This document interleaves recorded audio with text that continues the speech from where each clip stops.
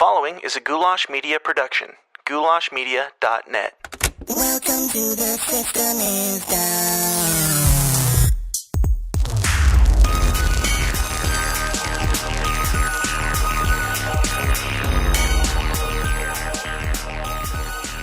Do you guys want to know what the best part of my day is?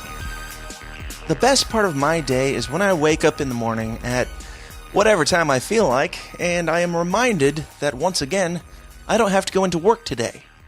I am self-employed. I have been for, I think, around 4 or 5 years. I don't know, I've kind of lost track, but I never thought that I would be an entrepreneur, and I am. I'm my own boss, and I have a graphic design and video production company that pays the bills, and it's fantastic. I don't have to answer to anybody, except for, obviously, sometimes my clients. My job is often pants optional, and I make my own schedule, which guarantees that I will be here faithfully every Monday morning to deliver some new uncomfortable content for you guys. You're welcome. Anyway, what's up, Downers? Welcome back to another great episode of the least comfortable show on the web. The System is Down. This is the place where we talk about all the uncomfortable topics like conspiracies, politics, and religion. And if you're new here, go ahead and give a big open-mouthed kiss on the lips to whoever invited you, because this is going to be another fun and informative episode. This one is the conversation that I had with the great Jason Stapleton. We talked about things like entrepreneurship, building your human capital, and working for yourself, and just pursuing valuable passions that will lead to an inevitably better life. So I'm going to get into that here in just a second, but before we do, I got to remind you guys who haven't been paying attention, and those of you that are new, got to let you know about the Downers Club. The Downers Club is our patron group where you can be a part of the show, you can support what we do, and help us keep getting bigger and better and getting more fantastic guests on like Jason Stapleton. And in return, you will get a plethora of bonus audio content. We do typically 2 to 3 bonus episodes, sometimes 4 bonus episodes every single week with shows like The Anti-News. We do Would You Rather Wednesday. We do Rotten Potatoes movie reviews. We do extended or special interviews with guests and much more. And you'll also get access to our exclusive Downers Club Facebook group. So if you like what you hear today and you want to help us out and help us keep going, just go over to tsidpod.com/support and sign up for the Downers Club. And I got to give a shout out to our latest patron to sign up, Ryan Beckenbaugh. Welcome, and thank you so much for your support, sir. Now, blah, blah, blah, all that stuff out of the way. Let's get into the real meat of why you're here, my conversation with Jason Stapleton about entrepreneurship. Without further ado, let's get weird.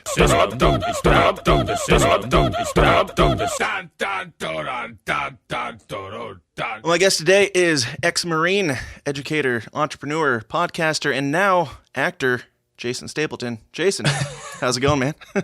Man, we are we are really playing fast and loose with their actor terms, but I'm doing well. Thanks, man. Cool. Yeah, thanks so much for coming on, man. I really appreciate it. Honestly, as far as like libertarianism, everybody who listens to the show knows that I lean heavily towards libertarianism. And your show was one of the main ones that brought me to the ideas of liberty. And I actually came across it completely organically, just searching for libertarianism in the iTunes search. So thank you for that. And we're not actually going to talk that much about liberty and the ideas of liberty today, because if people want to hear that, they can go listen to you 5 days a week talking about that.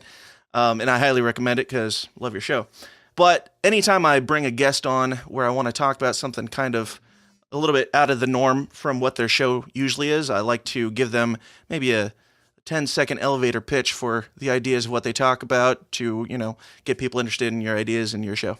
So take it away. Yeah, I mean, my show is based around 5 basic principles. I call them the 5 principles of liberty. They're limited government, individualism, peace, tolerance, and free markets. And my general belief is that if we follow those 5 principles, we'll create more wealth and more opportunity for more people than really any other system ever devised by man.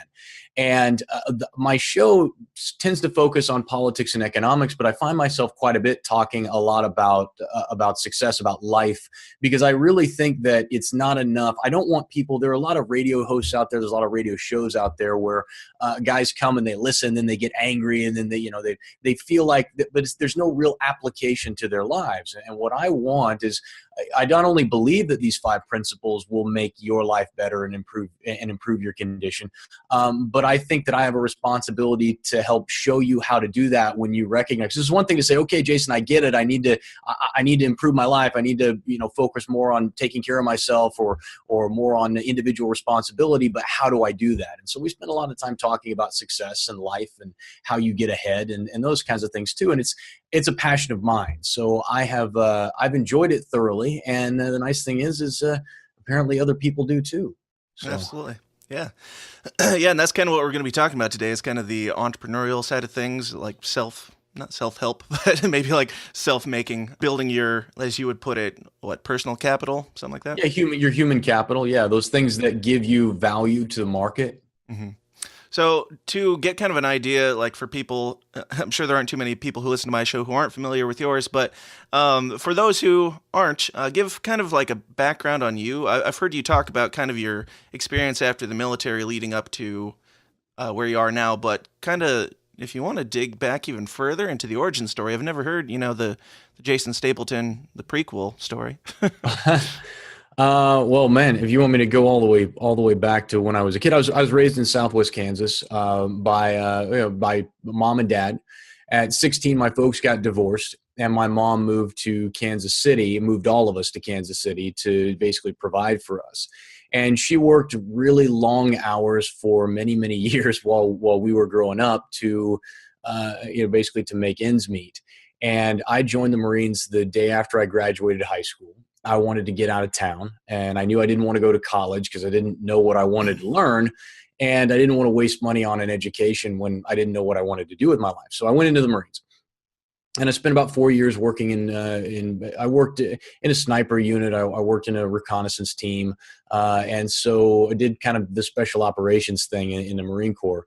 And then when I got out, I took a job with a buddy of mine digging holes and mowing lawns at basically a landscaping company because I didn't really have any other skills. Mm-hmm. And from there, I ended up working at the kind of the low point, I think, after I got out of the Marines. I was working at Trans Am Trucking, big Trans Am 18-wheeler trucks, right? And if you watch them rolling down the road, they're all pristine white. And you might wonder, well, how do they keep those trucks so white? Well, it was a guy like me out there literally scrubbing the grime off of these trailers. And I said, one of the, I was working with a legitimate alcoholic, and he just showed up drunk every day, and a former ex-con. And I'm sitting there one day, and I'm talking with the only other guy I worked with who was normal was a friend of mine, and he was the one who got me the job. And he was working, trying to get into the. I'm sorry, I got dings going off here. It's all right. Trying to get into the. Into the sheriff's department. And I said, well, I need a job. Will you help me? And he said, yeah, I'll give you a job. And so he was the only normal one. I remember we were out there scrubbing the trailers off one day, and he goes, hey, Jason, how much did they spend on you in the Marine Corps? And I said, I don't know, man. It must have been millions of dollars. And he said, he just took kind of brief pause, and he said, oh, and now you're scrubbing trailers. And it was, it hit home for me. And I realized at that point that this is not where I wanted my life to go. I was 23, 24 years old at that point. And I was 24, and I realized I didn't want my life to be about that. So I ended up going and working for the sheriff's department for a couple of years before I was recruited to go overseas as a contractor to do security work for Blackwater. And while I was there, to make a long story boring, while I was there, I learned how to trade currencies. I got really good at it, and I came home with the intention of starting a hedge fund. And instead, by the time it was all done, I started a little education company that taught people what I knew about trading. And I was able to grow that successfully. And until very recently, owned that company. It was a company called Trade Empowered. And I recently left that company and went out to kind of start my own thing and do it all on my own. Yeah. Now, I imagine that starting a company back then was not quite as easy as it is now. What was the process at the time to get that business up and running? No, I remember I tell people, like, you have no excuses because it's easier to make money. People always talk about lack of opportunity, jobs are going away. And I said, no. It's easier today than it ever has been to make money. All you have to do is know how. And one of the things that the internet has done for us is it has allowed anybody who has a passion or a knowledge for a subject to make money selling what they know. And what I tend to tell people is look at whatever it is that you're doing for your occupation, whatever it is that you have expertise in. And I said, you will probably make more money teaching people how to do that thing than you will actually doing it. Because there is, take trading, for example. I'm a decent trader. I really am. I'm not Paul Tudor Jones. I'm not Richard Dennis, but I mean, I can make money trading. And, but when I looked at it, because there are so few people, there are a lot of good traders out there. There are not very many good traders who are also good teachers who can explain what it is that they do.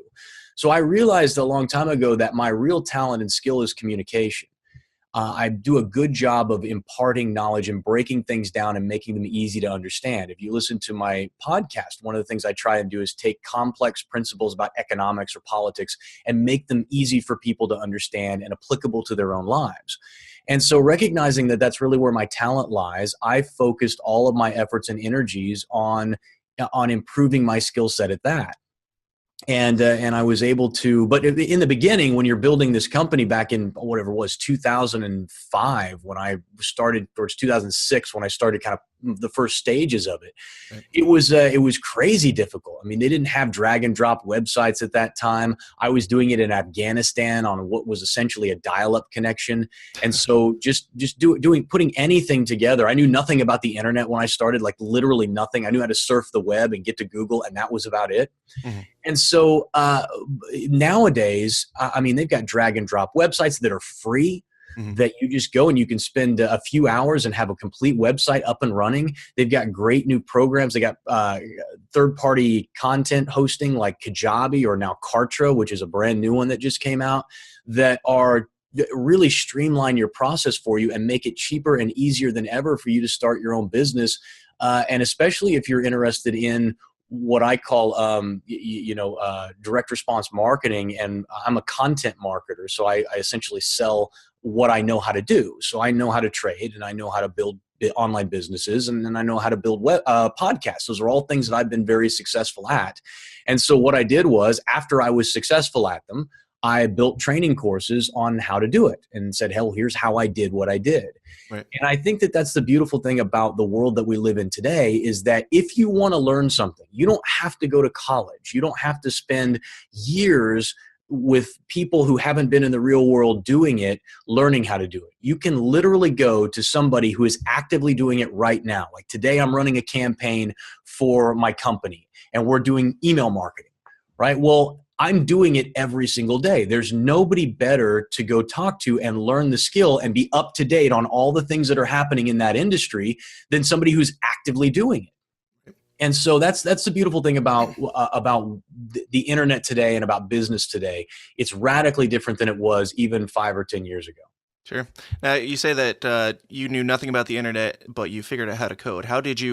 What was the process to even learn how to code? Because now, if you want to learn how to code, you just ask the internet how to use the internet.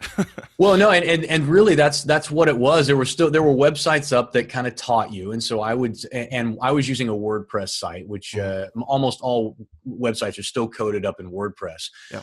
And so there are lots of like self-help and people who put together, okay, here's how you change background color, here's how you add videos. But I mean, literally, like they didn't have all the plugins that they have now. So now if you wanted to put a sign-up form on your website, all you do is just plug it in.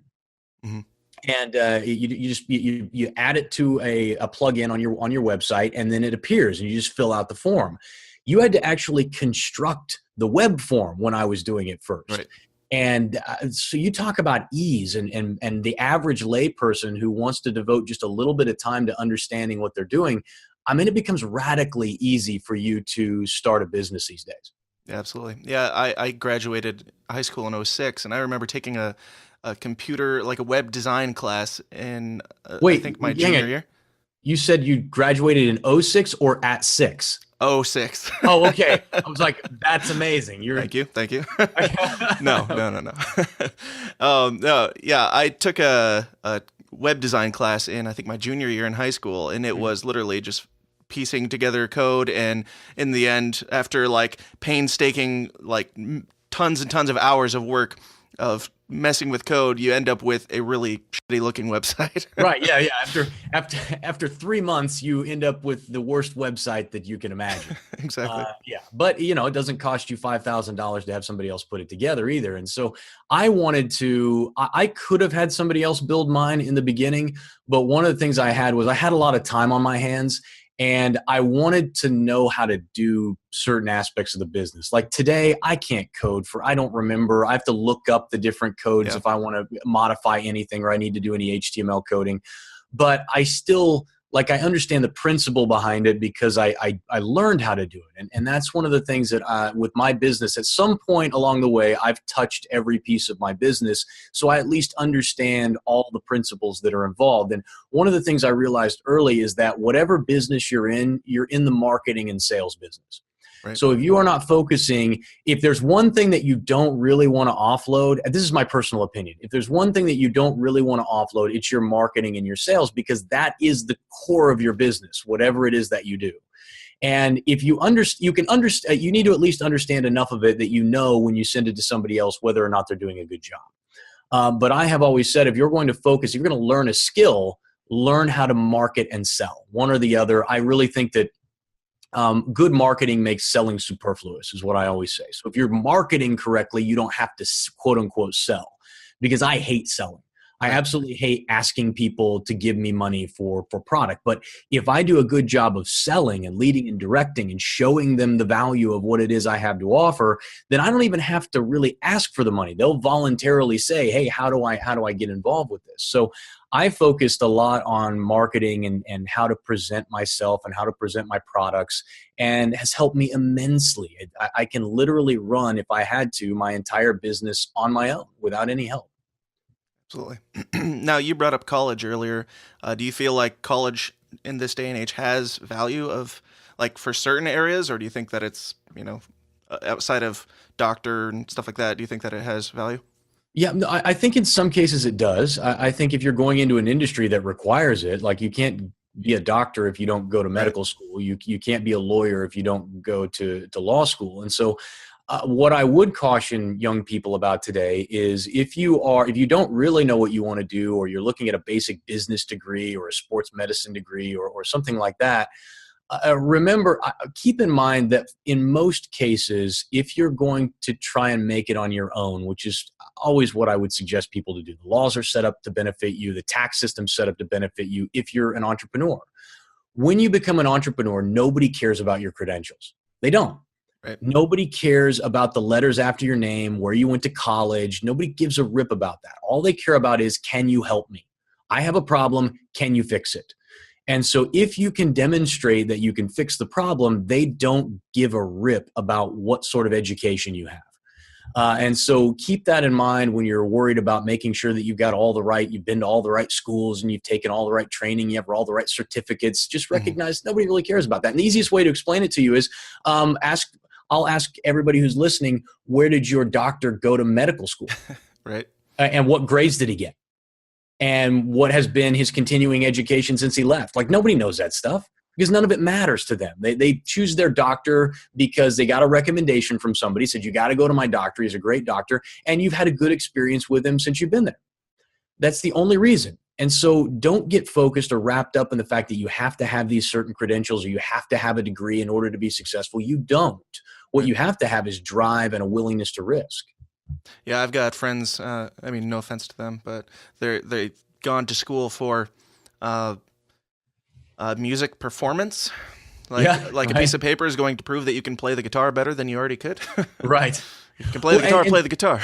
And here's the thing. I do understand, people who go to Juilliard to learn music on a completely different level. I can understand the desire to do that and to really become an expert at your craft. And so I don't want to I don't want to throw people who go to college to the wolves, but I do want everybody to understand just how expensive it is and how little return you get on your investment unless you are really niched down in what you're trying to learn. Absolutely. So, for me, I I am self-employed. I do video for a living, and I learned everything that I know just off of YouTube. And Yeah. I've said for years, when people ask where I went to school, I say YTU, YouTube University. You know? And now that YouTube is kind of going to crap, do you still recommend that, or is there anything else, like any other avenue or outlet that you think is comparable? YouTube's really only going to crap, and well, I guess it's getting worse, but it's only going to crap for those people who are trying to make money off of YouTube advertising if they're Sure. politically right-winged, and that has been a problem even for guys like Dave Rubin, who's not really a right-winger. Just political content in general, they've started to ixnay on the advertising Or conspiracy content. well, yeah, there you Just go. Or saying. conspiracy. Yeah, you're right. And I so found out. what I would say to them is, hey, if that's your business model, you're wrong, because you're not actually responsible for securing your own advertising. For like my radio show, I secure my own advertising. I go through Westwood One, but the truth is I know the people who sell the advertising. So I can go directly to them if I have to. In YouTube, you're screwed. If your advertising model relies on YouTube to send you video traffic and to pay you, you are in a bad way. And so there are other platforms out there. If you want to go over to Daily Motion, is much more, I guess, progressive in terms of the type of content they'll allow on their network. And something like Vimeo, for a couple of $100 a year, you can have a Vimeo account and you can post whatever it is you want there. So there are other options other than YouTube. It's just YouTube is the most popular, and it's still the main search engine that people will go to. So if you're, for marketing purposes, if you're trying to promote what you do, YouTube is still really the only game in town. But when it comes to hosting your content that you want to drive traffic to, there's lots of different options for that. Mm-hmm. Gotcha. What are your thoughts on, like, as far as education goes? What are your thoughts on, like, basic education, like grade school through high school? Do you think that we're doing a great job right now as far as raising people to become entrepreneurs or to become self-thinking, or do you have an issue with where we're at? No, I think the public education system is designed to make people dependent. The main things that they don't teach that they really should teach are basic life skills about finance, basic understanding, personal finance, basic understanding about economics. It's one of the two things I'm frustrated the most about with modern education, and I guess in grade school through K-12, is the fact that they don't teach personal finance in the way they should. Everybody should know how you get a car loan and what a credit card payment is, and how interest is calculated, and how damaging it is to have that kind of debt. And they need to understand a little bit about economics and what makes the world go round, so that they understand when they get out into the workforce, here's the expectation that your boss is going to try and get you as cheaply as they can, and you're going to try and get the most money that you can. And there's a symbiotic relationship between the employer and the employee, and that he needs you and you need him, but you got to settle on a price. Understanding supply and demand and labor and all of this stuff is of critical importance. And unfortunately, they don't teach that. They also don't do a very good job of teaching civics anymore. They don't teach how government works and how it should work, and all of the ways that the government is violating the Constitution and circumventing the law and basically trampling over your rights as an American citizen. These are important things that the education system should be explaining to kids, and they're not. And the only reason I can come up with, and I've talked with many people as well, my kids are in a private school, I've talked with private teachers about it. They are of the opinion, most of them, that there is a concerted effort to dumb the kids down, to make sure they're not learning this information, because in not learning it, they become more dependent and more malleable. They're easier to manipulate. And so it's unfortunate, and I wish that would change. But at the end of the day, you can still learn to read and write in America. And if you do a good job of raising your kids correctly, whether they're in private school or public school, they can get enough of an education that they can make something out of them. Look, I'm a byproduct of a public education, right? And it's not great. I didn't get a great education. I can't spell for anything. I still count with my fingers, but I'm still been able to build $1 million companies, right? So based on that, I would say, look, even though I'm kind of shorthanded in many respects, I've been able to do very well. I think it has more. Your lot in life is going to be more geared. It's going to be more determined by your attitude and your drive and ambition more than it is your education. Right. So if you could like redo life, if you were walking down the street and you passed little baby Jason, 16, 17 years old, I mean, would you go back and encourage yourself to take a different route, to maybe jump into this stuff earlier in life?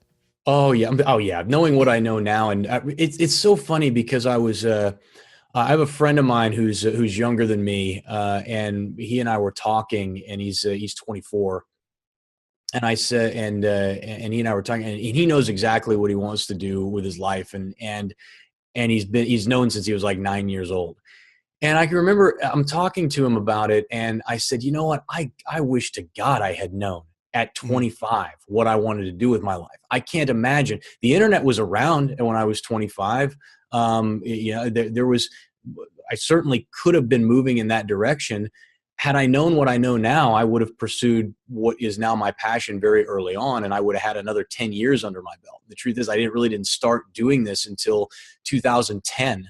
And so I've only really started doing it in 2010. So I only have about 8 years of entrepreneurial experience. And to be able to say, oh yeah, I could have started this in 95 or 99 or in 2000, that would have been amazing to have that level of knowledge and expertise under my belt. But hindsight's 2020. The bottom line is, it doesn't really matter when you start, just it matters what you do once you finally find what you're passionate about. Right. Yeah, watching things like Shark Tank and Dragon's Den, especially Dragon's Den in Canada, they've got like 26-year-olds who are like the investors. I'm like, screw you guys. I know. Well, and here's another thing. I would just say this. There is always somebody who's better than you. Right. So if you are looking around and you're like, oh, that guy's 30, he's on the 30 under 30, and I'm sitting here pushing 40, and I haven't made $10 million. I don't have a $10 million company. If you are going to judge yourself off of somebody else's performance, you never know when somebody's going to kind of peak. There are some people who literally peak in their 20s, and that's it for them. They have a very short-lived career, and then the rest of their lives, they just kind of, there's child actors who peaked when they were 12 years old. And so there are other guys like the guy who invented Gore-Tex or the colonel from KFC who didn't peak until they were 65. And they were still able to make hundreds of millions of dollars in that short period of time. I went from being dead broke to making my first $1 million in sales within 2 years. And so that it really does happen that quickly if you're willing to work at it. But you don't know when it's going to happen for you. So you just need to stop judging yourself off of other people's accomplishments and recognize that you're your own person. You've walked your own path in life, and you're going to get to that finish line at a different time than the guy next to you. Absolutely. Yeah. So, where do you see like the current state of things, like especially with like the automated, jobs taking over jobs or whatever? Do you see that as any sort of a bad thing, or do you think that technology needs to go in this direction and force people out of their comfort zones? Oh, I think it's inevitable that technology is going to happen. Technology has been changing since the dawn of time, right? We used to, and most of the improvements that we've seen in everything from the internet to to the printing press have been improvements over and have benefited our lives immensely. And for some reason, we think that once artificial intelligence becomes comparable to human intelligence, that it's going to be the destruction of the world. And I think the opposite. I think it's going to be a wonderful opportunity for people to offload huge chunks of what it is that they do, the mundane, the upsetting. We think about things like, remember, indoor plumbing used to be something only the rich had. And even the rich in the 1800s didn't have indoor plumbing. They're still going out there. They didn't have electricity. These things were things that only the wealthy had. And you look at today, well, what's one of the really great things that wealthy people have that poorer people don't have? They have housekeepers, they have private chefs, they have chauffeurs, right? They have people to basically handle stuff for them. Well, imagine if every American had their own private chef, their own housekeeper, and that person worked 24 hours a day, 7 days a week, just making sure that all that stuff is taken care of for you. Well, that people look at that, that'd be brilliant. That'd be wonderful. Think of all the time I would save if I didn't have to clean my own toilets and I didn't have to cook my own meals. That's what autonomous AI, I think, is going to do for Americans in the future. I think it's going to give all of us a standard of living that no one can possibly fathom right now. And just like we can't look back and imagine a world without electricity or indoor plumbing, I think our grandkids are going to look back and not be able to understand a world without artificial intelligence integrated wholly and completely into our lives. I'm excited about it. I'm not worried about it, mainly because I know I'll always find a way to be successful. And as the economy changes and as society changes, I'll adapt with it. Right. You heard it here first, folks. Jason Stapleton is a big advocate for the robot takeover of 2020. So That is correct. The robot apocalypse. Shilling for the robots over here. That's right. Hey, Dan Smots here. I'm taking a second to interrupt myself talking to talk about myself because, I don't get paid a penny for the hours and hours that I put into creating this show for you guys in your greedy little ears, and I've got a family to feed. To make that happen, I run my own media business called Goulash Media. If you have a need in anything from video production to graphic design to audio production and beyond, you can get it all for a painfully fair price at Goulash Media. In video, I do weddings, music videos, commercials, pageants, plays, etc., etc., etc. For design, I do photo editing, album art, logos, branding, business cards, merchandise, you name it. For audio, I do engineering, production, editing, jingles, and, well, podcasts. So if you've got a media need of any kind, or if you'd just like to give a little something back and help keep my children fed, check out all the endless options at my website, goulashmedia.net. That's goulash, Goulash, media.net, where we cater to the little guy with the big vision. Okay. As far as technology, do you think that there's ever going to be any possibility of a step back? Like, I mean, you put a lot of your business is tied up in the internet pretty heavily. Do you have any concern, like, if that were ever to go away or, just disappear? Do you have any concern about that? I mean, if the internet went away, it's a long shot, but I suppose it could happen. Like I said, one of the skills that I have is the ability to market and sell. Which means if I built a very lucrative business online selling information. Before I was doing it online, people were doing the exact same thing through the mail. It's become easier to market online. I don't do a lot of direct mail selling just because it's more expensive and requires a lot more testing than online. But certainly, you could go back to selling through the mail. I could also go get a job or work for somebody in one of the high-tech fields selling pharmaceutical equipment, or literally the world is open to me. And this is what I tell people. When you learn how to sell, you'll never go hungry.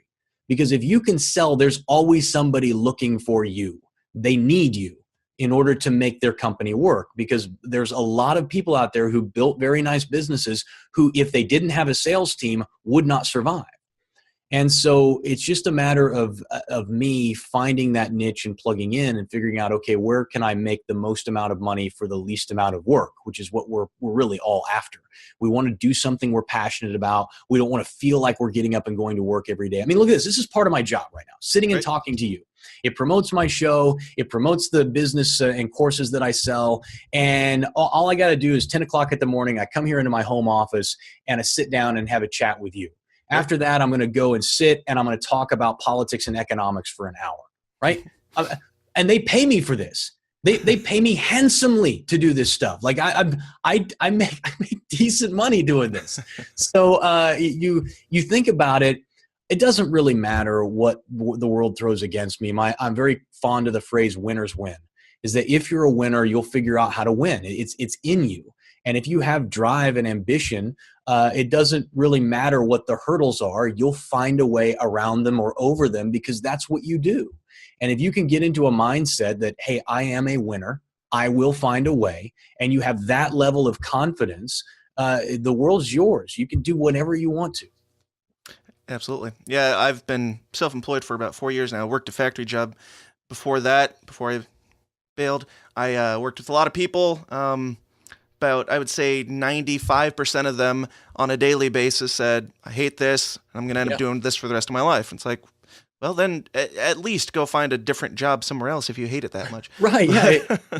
That's But the sad thing is that I think a lot of people go through life like that. Right. I absolutely. think a lot of people go through life hating what they do, work as a grind. And you think about it, you're by the time you factor in travel time and work time, You it's say not. work is a grind. The factory was actually named General Grind. Was it was it really? But no, you're talking about 10, 12 hours a day that you're devoted. Half of your life of the 24-hour period is devoted to some aspect of work.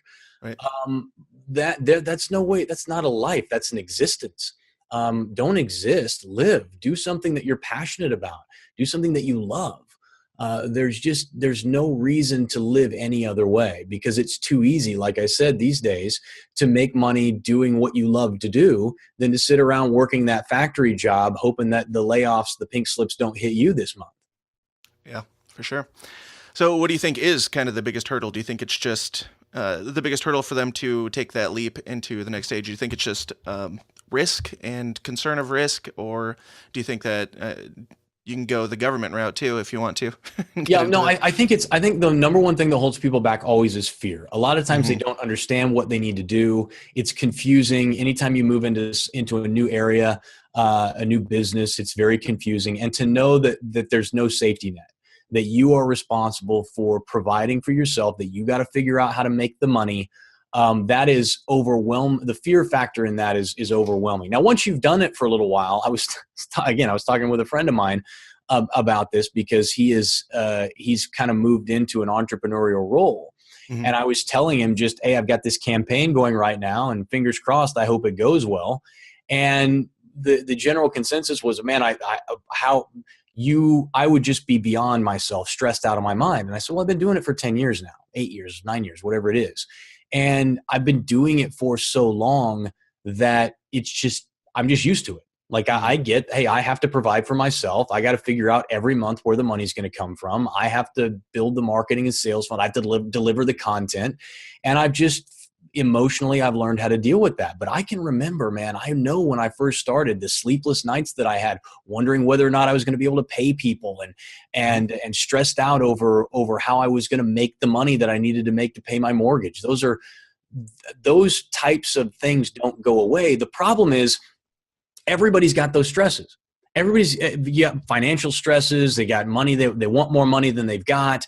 And I've said, well, I would rather have the financial stress that comes with having a lot of money and needing to make a lot of money rather than the financial stress that comes from not having enough and not knowing where I'm going to get it. Because the great thing about my job is if I need more money, I just need to go do a little bit more work. I just have to invest a little more time into my business in launching a new program or putting something together or building my email list. If you work at a regular 9-to-5 job, you're stuck. You're paid what you're paid, and that's what you get. You can go get a second job if you want or a third job, but that ultimately is going to take you away, again, from what your passion is in life. And so I don't know. To me, I don't really worry about that. I think that the biggest hurdle for most people is just fear and an unwillingness to take on the risk because we live in this time for dollars world where nobody wants to put out the effort unless they're guaranteed a paycheck on the back end. And as an entrepreneur, you're never guaranteed the paycheck, ever. Right. Absolutely. Now, you mentioned earlier that entrepreneurs are actually set up for better success as far as like taxes and stuff like that. Could you expand on that a little bit?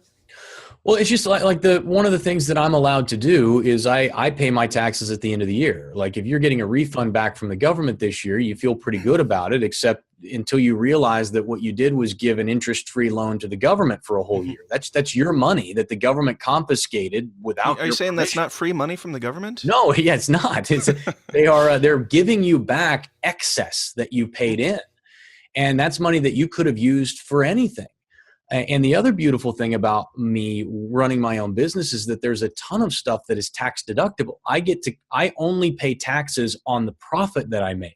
So any of the business expenses, the stuff that I invest in my business, I don't get taxed on. Right. So there are all kinds of different advantages to owning your own business rather than working for somebody else, just in terms of how the taxes are filed and what you pay in taxes. That's why, it's set up that way because rich people write the tax laws, if you want the truth of it.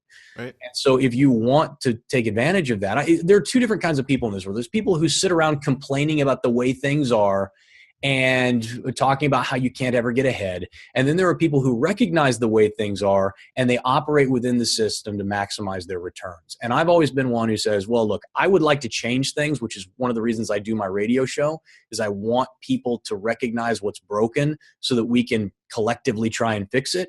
But the truth is, I got to operate within the system to maximize my returns and make as much money as I can. And so I take advantage of every loophole and tax incentive that I can. And I do my best to be a good steward of the money that I'm given. So anyway, that's kind of where I come down on it. Right. So, well, I have several friends who have tried, dipping their toe in the water of entrepreneurialism, whatever. Tried taking that step out, then scurry back in a couple months later because it didn't work out. I mean, what do you say to those types of people? Or I also have a friend who he has a passion for entrepreneurship, and he has no idea what he wants to do. Yeah. So, I mean, what do you say to somebody like that? Well, for the people who fail, who tried building a business and they failed, try again. You're new at this. It's like anything else. Sometimes it doesn't work the first time. You have to learn from the mistakes that you made.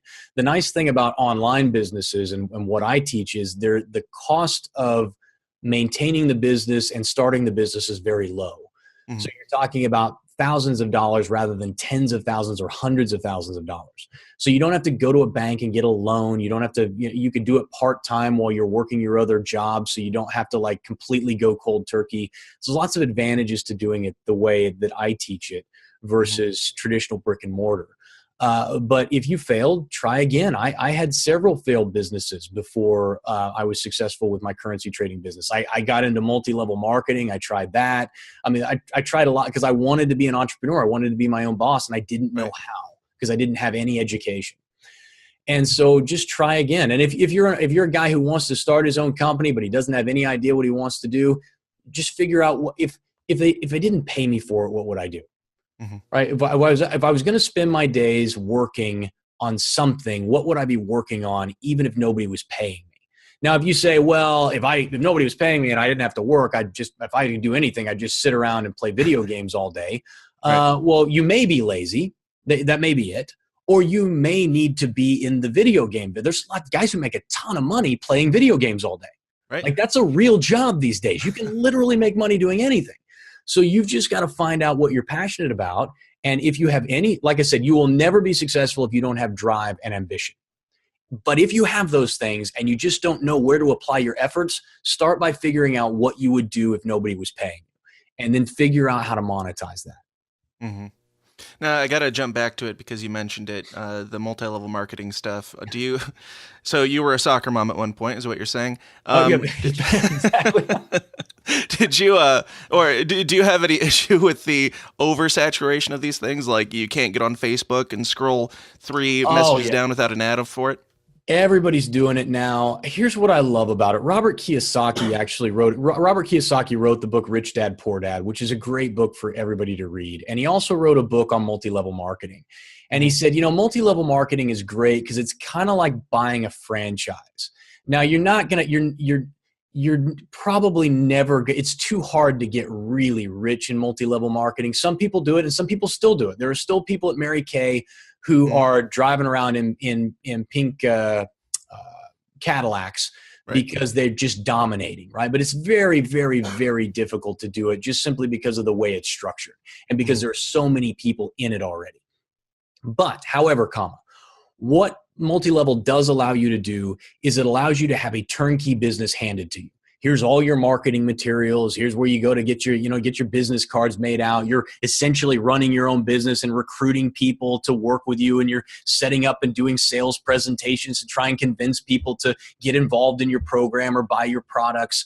So there are a lot of really, really good benefits to trying a multi-level marketing business. You just need to understand that multi-level really works on you selling first your friends and family.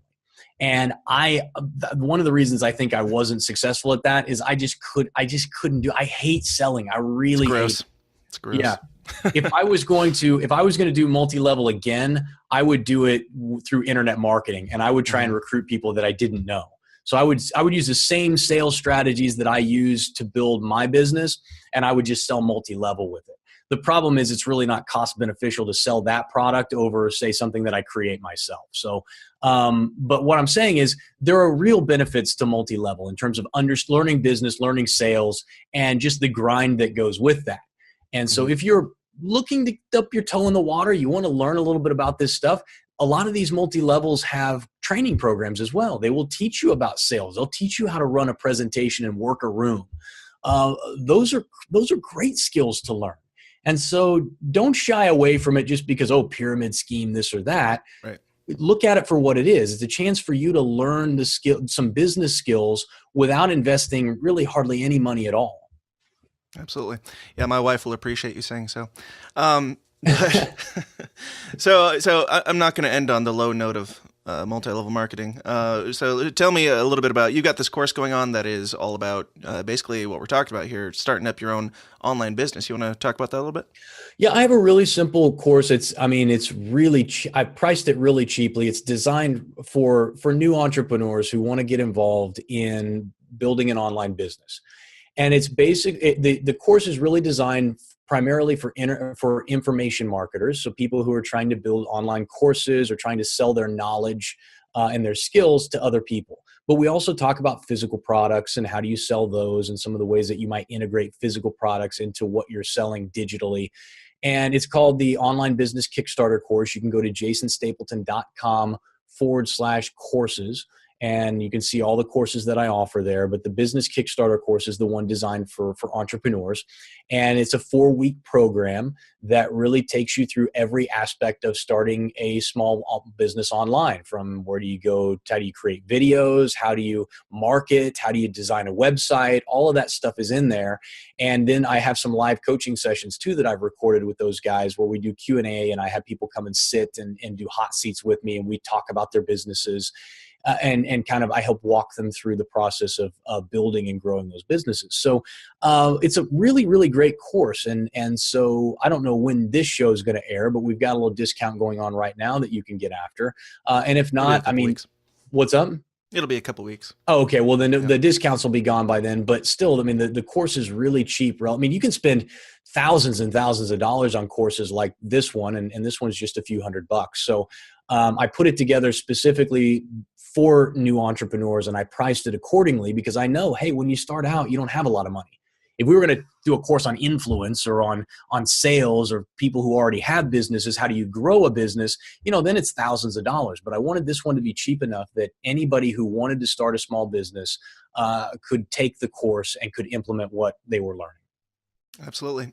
And I don't pretend like, things aren't what they are. I took your podcast course, for those that don't know, and I'm totally fine with saying it because it was a great course, and okay. I learned a lot, and I highly endorse and recommend your products. Everybody go check it out. So thanks, man. I appreciate that. Absolutely. So Jason, tell everybody where they can find out all the stuff about you, your podcast, your courses, everything you've got going on, and most importantly, your Hollywood TV show that's coming out. Well, the TV show is it's not Hollywood. Well, technically it is Hollywood. The company's in Hollywood.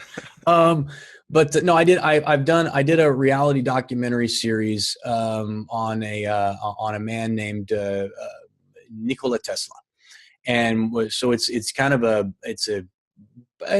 kind of a mystery sort of documentary reality series that we did on him. And I think it's going to be good. I don't know how good it's going to be, but I think it's going to be okay. And from what I understand, the people who are watching it think it's going to be good. And that'll be out early. Tesla?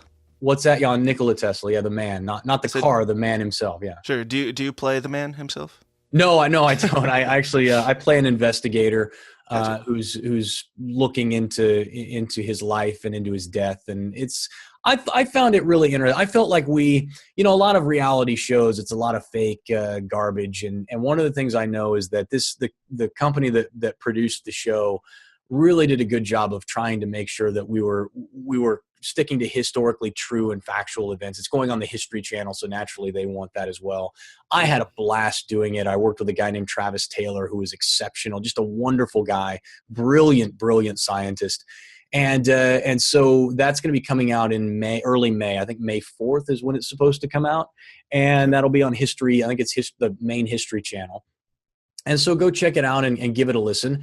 And then if you want to find out anything about me, you can go to jasonstapleton.com and my podcast is there. My courses are there. You can follow me on Twitter at Jason_Stapleton. And you can join the private Facebook group that we have for those of you who are liberty-minded. And that's jasonstapleton.com/Facebook. So any of that stuff is fine. And go give the show a listen and make sure you subscribe to this podcast. Absolutely. Jason, final words for potential entrepreneurs? No, just go get it. Sell out. That's what I tell. Sell out. Make it a decision and do it. And don't accept failure. Accept setbacks, but don't quit. That's the number one reason why people don't get what they want out of life is they just quit before they've had the opportunity to succeed. They allow the people around them to dictate what they should think and what they should feel. So ignore the naysayers, ignore all the people who tell you you're crazy, and go after your dreams, man. And shoot, maybe you don't build a multi-million-dollar company. Maybe you just build a company that makes you, $100,000 a year. And I guarantee you, for most Americans, that's going to be far better than what they're doing right now. Absolutely. Well, Jason, thanks so much for coming on. I really appreciate it. And you're more than welcome here anytime if you want to come back. Thanks, man. It was great. Thank you so much. Hey, guys. Thanks for sticking around to the end. I hope you enjoyed it at least as much and possibly even more than I did and always do. If you like what you hear and you want to support the show, you want to be a part of it, you can go to tsidpod.com/support and sign up for the Downers Club. That's what keeps this show going and growing and getting bigger and better. And like I said at the beginning of the show, you get a bunch of bonus audio content every single week, typically 2 to 3, sometimes 4 bonus episodes every single week. Once again, that's tsidpod.com/support. We also have a forum, a completely free forum that you can join. Come in there and talk about all the stuff that you hear on the show. A lot of the guests that I have on the show are members of the forum, so if you have questions for them, you can typically find them in the System is Down forum. It is a place full of weirdos with weird ideas, just having fun and having uncomfortable, civilized conversations with each other. So if you want to sign up for that, just go to tsidpod.com/forum. All of these links and all of the links to Jason's stuff will be in the show notes and the show description if you want to check that out. Also, please just go share the show with a friend this week. I would be eternally grateful to you if you helped spread this nonsense around. And you can also, for completely free, go over to iTunes, leave us a nice review, leave us a good 5-star rating. That helps us, boost our credibility, as I always say. And if you feel so inclined to help feed the beast, you can go over to Facebook, Twitter, YouTube, all of those social justice platforms, and do all the ways of sharing, liking, upticking, thumbs upping, the little bell thing on YouTube, all the ways that you millennials have at your disposal to help get the message out about the show. Do all those, and I'd be extremely, eternally grateful to you and love you forever. And I can't say it enough. I really do genuinely appreciate you guys and your support for the show, helping keep this thing going, whether that's financially by joining the Downers Club or just listening to the show every Monday. You guys are amazing because I love doing this show, and you guys seem to enjoy listening to it. So let's keep it going. Let's keep it going. Let's keep changing the world and making it into a more strange and uncomfortable yet civilized place where we can have real conversations. By telling people about the show, you are directly benefiting yourself because the more people know about the show, the bigger we're able to grow and the bigger guests we're able to get and the better content you have to listen to. So thank you guys once again. If you'll have me, I'll be right back here in your ears first thing next Monday morning. Until then, question everything and stay uncomfortable. Thanks. This has been a Goulash Media production. goulashmedia.net. This concludes our broadcast day. Click.